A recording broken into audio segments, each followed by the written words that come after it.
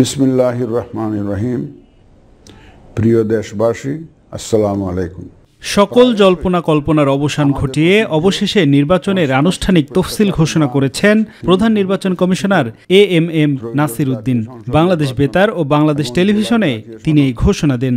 আমাদের ভাই বোন সন্তানদের রক্তের উপর দাঁড়িয়ে আমাদের অঙ্গীকার হচ্ছে একটি সুষ্ঠু ও সুন্দর নির্বাচন অনুষ্ঠান, যা জাতি হিসাবে আমাদের প্রত্যাশা পূরণ করবে এবং বিশ্ব দরবারে আমাদের ভাবমূর্তি উজ্জ্বল করবে।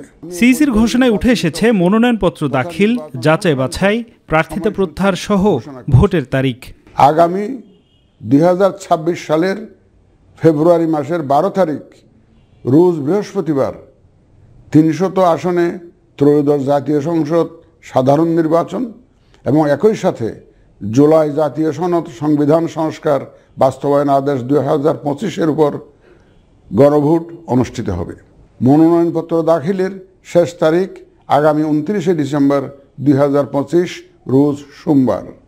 মনোনয়নপত্র বাছাই হবে আগামী 30 ডিসেম্বর 2025 রোজ মঙ্গলবার হতে 4 জানুয়ারি 2026 রোজ রবিবার পর্যন্ত।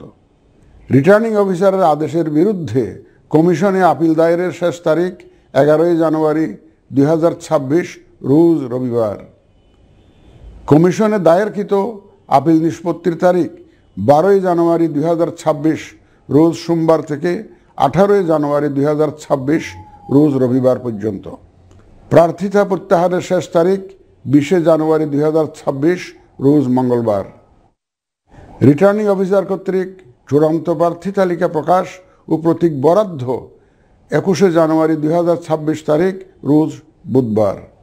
নির্বাচনী প্রচারণা চলবে 22 জানুয়ারি 2026 রোজ বৃহস্পতিবার হতে ভোট গ্রহণ শুরুর 48 ঘন্টা আগ পর্যন্ত তথা আগামী 10 ফেব্রুয়ারি 2026 রোজ মঙ্গলবার সকাল 7:30 পর্যন্ত।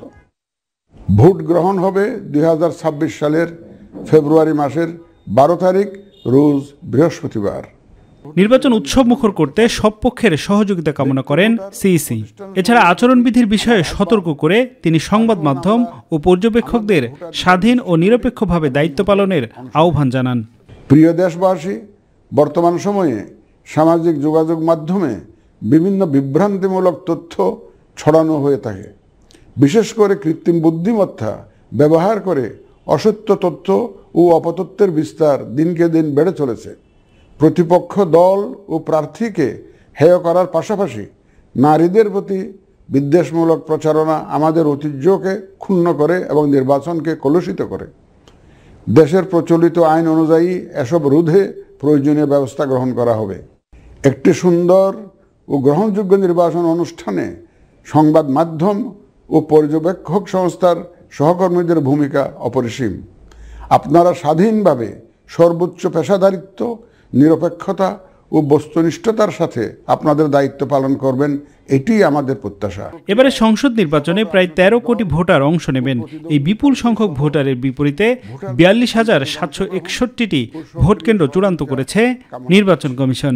সকলের প্রতি আমার আহ্বান, আসন্ন ত্রয়োদশ জাতীয় সংসদ নির্বাচন ও গণভোট সফল করে আমাদের গণতান্ত্রিক অগ্রযাত্রায় ঐতিহাসিক ভূমিকা রাখুন। আফজাল হোসেন, মাই টিভি, ঢাকা।